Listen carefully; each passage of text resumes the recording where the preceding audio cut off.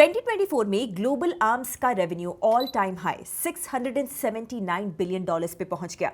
और इस global arms race के बीच एक quite but powerful story India की भी है, जिसका impact long term defence investing में डायरेक्टली दिखेगा। Hi everyone, I am Gauri और इस वीडियो के फर्स्ट टॉपिक में हम बात करने वाले हैं ग्लोबल डिफेंस के बारे में, इसके अंदर इंडिया की सरप्राइजिंगली स्ट्रांग पोजीशनिंग के बारे में, और दूसरी स्टोरी भी काफ़ी हद तक जियोपॉलिटिक्स से ही जुड़ी है। रशियन प्रेसिडेंट व्लादिमीर पुतिन की इंडिया विजिट स्टॉक मार्केट के लिए भी काफ़ी ज़्यादा क्रूशल है। हम सेकंड स्टोरी में इसी को डीप डाइव करने वाले हैं। थर्ड स्टोरी में पेटीएम का कम बैक इज रियल, और ये एक्सपेक्टेशन से काफ़ी जल्दी भी आ गया है। Q2 के इन्वेस्टर कॉन्फ्रेंस कॉल में पेटीएम के CEO AI, new products and even international expansion के बारे में बात कर रहे थे, लेकिन क्या ये टर्न अराउंड प्लान्स सस्टेनेबल हैं? फोर्थ स्टोरी में इंडिया का IPO सीन एक मेगा बूम फेज में है। 2025 में already 1.5 lakh crore rupees raise हो चुके हैं और दिसंबर के इश्यूज भी लाइन में है। लेकिन क्या ये रैली जेन्युइनली बिजनेस ग्रोथ को फंड कर रही है, या फिर ये एग्जिस्टिंग शेयर होल्डर्स के लिए एक एग्जिट मशीन बन चुका है? I will explain. तो चलिए शुरू करते हैं।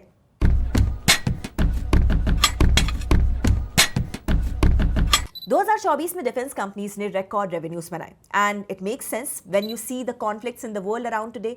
यूक्रेन वॉर कंटिन्यू हो रहा है, गाजा कॉन्फ्लिक्ट एस्केलेट होते जा रहा है, यूरोप और एशिया में रीआर्मामेंट का वेव चल रहा है, और यूएस चाइना राइवलरी अपने पीक पर है। इस बैकड्रॉप में वर्ल्ड के टॉप डिफेंस फर्म्स जैसे कि Lockheed Martin, RTX, Northrop Grumman, BAE systems सब ने रेवेन्यू ग्रोथ दिखाई है।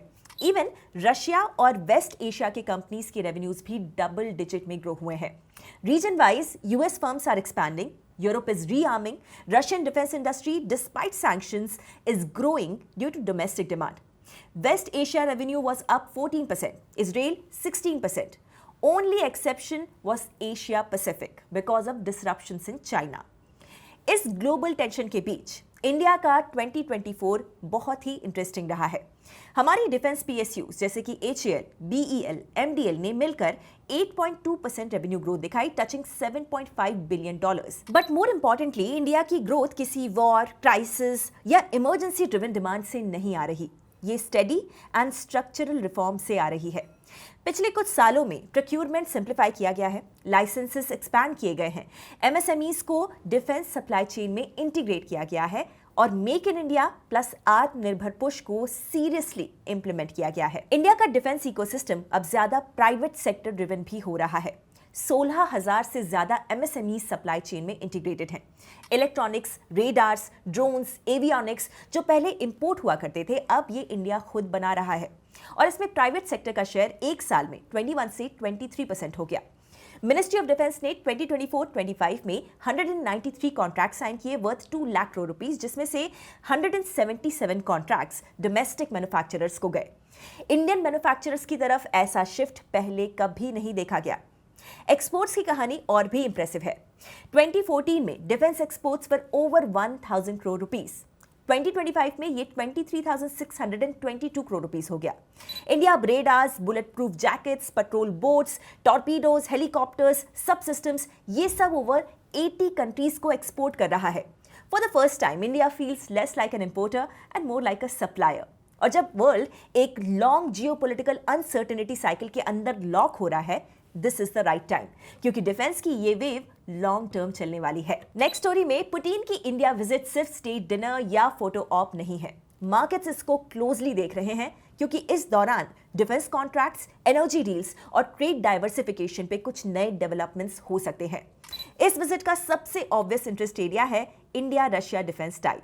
हमारी मिलिट्री अब भी लार्जली रशियन इक्विपमेंट पर डिपेंडेंट है, इसलिए अगर कोई भी फ्रेश डील्स, मेंटेनेंस कॉन्ट्रैक्ट्स या फ्यूचर अपग्रेड्स अनाउंस होते हैं, तो पब्लिकली ट्रेडेड डिफेंस फर्म्स और PSUs को डायरेक्ट बेनिफिट हो सकता है।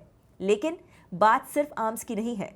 अगर रशिया शार्पली इंडियन एक्सपोर्ट्स बढ़ाने के लिए रेडी होता है, medicine, machinery, agro products, consumer goods जैसे सेगमेंट्स के थ्रू, तो इंडिया का रशिया के साथ डेकेड्स ओल्ड ट्रेड इम्बैलेंस कुछ हद तक रिवर्स हो सकता है। अगर ट्रेड बास्केट डाइवर्सिफाई हुआ, तो ये गवर्नमेंट, एक्सपोर्टर्स और मैन्युफैक्चरिंग फर्म्स सबके लिए पॉजिटिव सिग्नल होगा।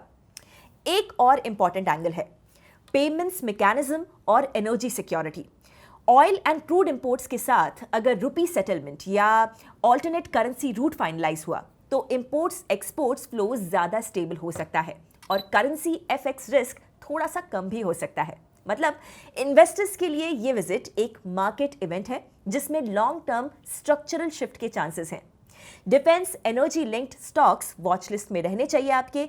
अगर ट्रेड डील्स या एक्सपोर्ट डाइवर्सिफिकेशन अनाउंसमेंट आए तो ब्रॉडर मैन्युफैक्चरिंग एक्सपोर्ट फर्म्स भी रैली कर सकते हैं। अल्टीमेटली देखा जाए तो ये जो विजिट है पुतिन की वो टेस्ट है इंडिया रशिया पार्टनरशिप का under all this global pressure.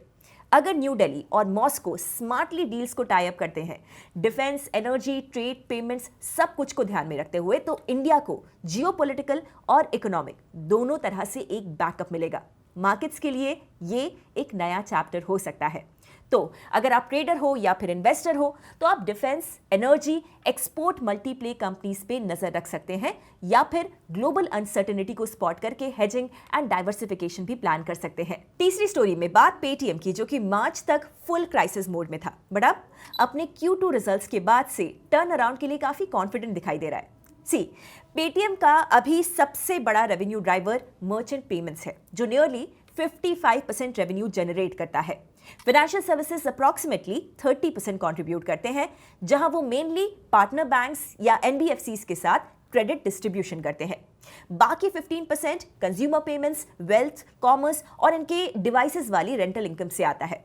लेकिन इनको पेटीएम पेमेंट्स बैंक पे आरबीआई के क्लैम्प डाउन से बड़ा झटका लगा था, जिससे इनका wallets, FASTag issuance, KYC flows, settlement systems ये सब कुछ डिसरप्ट हो गए थे। फिर लेंडिंग साइड पे देखा जाए तो पेटीएम ने बीएनपीएल लोन्स अग्रेसिवली स्केल किया जस्ट तभी जब मार्केट रिस्क अवर्स हो गया। और फिर एक स्ट्रेटेजिक मेस तो था ही। पेटीएम एक साथ बैंक, मार्केटप्लेस, लेंडिंग प्लेटफॉर्म और कॉमर्स ऐप बनने की कोशिश करता रहा और ये कंप्लायंस ओवरलोड बन गया।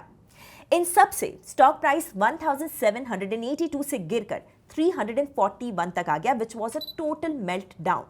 लेकिन इस क्राइसिस में पेटीएम ने दो चीजें की। Firstly, movie and events ticketing business, जो इनका नॉन कोर बिजनेस था, उसको सेल कर दिया और अपने कोर पेमेंट्स बिजनेस को AI integration plus brutal cost cutting से स्ट्रीमलाइन किया।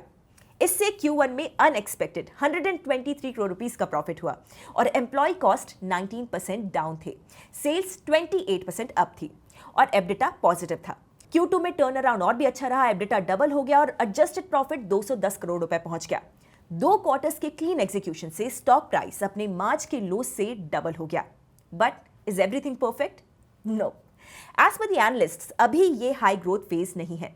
सिर्फ 6% of its 1.3 crore device merchants ने लोन लिया है। So there is a huge opportunity but progress slow है।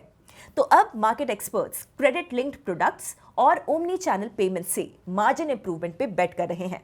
इनका सेल्स फोर्स अग्रेसिवली बिल्ड हो रहा है with over 5000 addition just in Q2 और अब इनका प्लान AI लेड प्रोडक्ट्स को लॉन्च करने का है, जिसमें revenue model subscription plus inference fees का होगा। तो now as an investor it is important to note that पिछले 2 क्वार्टर्स में पॉजिटिव्स तो दिखाई दिए हैं और आगे के प्लान्स भी काफी बड़े हैं, but now execution will be the key to decide if this turnaround story of Paytm continues. Last story में कैलेंडर ईयर 2025 में आईपीओ से होने वाले fund raise almost guaranteed last year को बीट करेगा। लेकिन इस आईपीओ बूम के बीच ऑफर फॉर सेल यानी कि OFS is booming even more.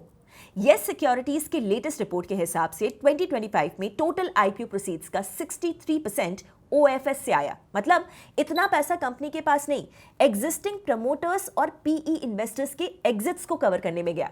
Grow, Pine Lab, Physics Wallah, MV Solar, Fujiyama Power Systems, Capillary Technologies, Excel Soft, हर जगह एक पैटर्न क्लियरली देखने को मिला। फ्रेश कैपिटल कम था लेकिन एग्जिट्स ज्यादा। येस सिक्योरिटीज इसको एक रेड फ्लैग नहीं बल्कि एक कॉशन सिग्नल जरूर बोल रहा है, क्योंकि लॉन्ग टर्म मार्केट की क्वालिटी तभी स्ट्रांग रहेगी जब फ्रेश कैपिटल कंपनीज के ग्रोथ में जाए, सिर्फ एग्जिट्स को फंड करने में नहीं। इस आईपीओ ट्रेंड में एक और चेंज देखने को मिला, वो है इन्वेस्टर बिहेवियर में। Despite the boom, investor behaviour अब काफी मेजर्ड हो गया है। एवरेज आईपीओ साइज 2024 में 1835 करोड़ से 2025 में 1651 करोड़ रुपीस हो गया है। मतलब फोकस अब mid and small size deals पर शिफ्ट हो रहा है।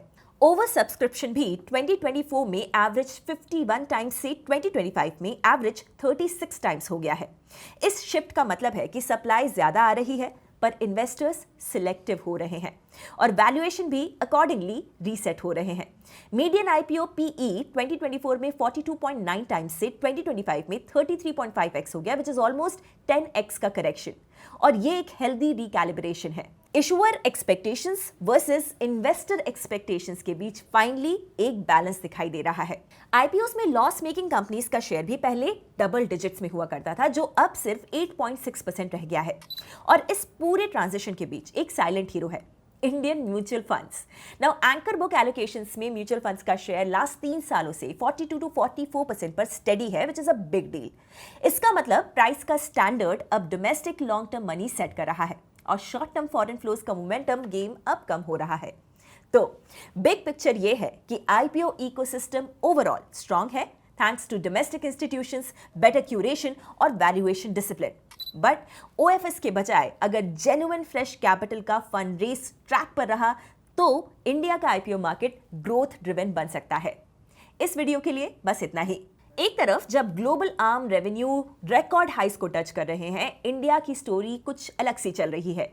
इंडिया का डिफेंस ग्रोथ रिएक्शन नहीं है, इट इज स्ट्रक्चरल।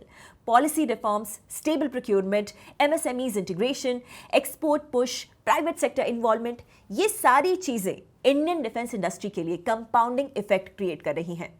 दूसरी तरफ पुतिन की ये जो ट्रिप है इंडिया की, वो एक रिमाइंडर है कि इंडिया की फॉरेन पॉलिसी अब मल्टी वेक्टर, इंटरेस्ट ड्रिवन और काफी कॉन्फिडेंट भी हो चुकी है। दुनिया भले ही पोलराइज्ड हो पर इंडिया का अप्रोच अब भी ब्रिजिंग वाला है और पुतिन की ये जो विजिट है उस ब्रिज को री-इन्फोर्स करने का एक और अटेम्प्ट होगा, जिसके इकोनॉमिक इंप्लीकेशंस भी हैं। थर्डली, पेटीएम का कमबैक सिर्फ सेंटिमेंट नहीं, एग्जीक्यूशन लेड है, बट स्टोरी अभी हाफ टाइम पे है।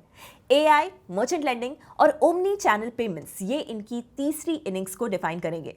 लास्टली, आईपीओ मार्केट का वाइब अब सिर्फ बूम नहीं बल्कि बेटर क्वालिटी बूम बन रहा है। लेकिन अगर इस साइकिल को लॉन्ग टर्म में सस्टेनेबल रखना है तो ओएफएस लेड एग्जिट से ज्यादा फ्रेश कैपिटल लेड ग्रोथ पे शिफ्ट जरूरी होगा। अगर आपको ये ब्रेकडाउन हेल्पफुल लगा तो like this video, share this video and let us know what you think about these stories. See you in our next deep dive. Investment in securities market are subject to market risks. Read all the related documents carefully before investing.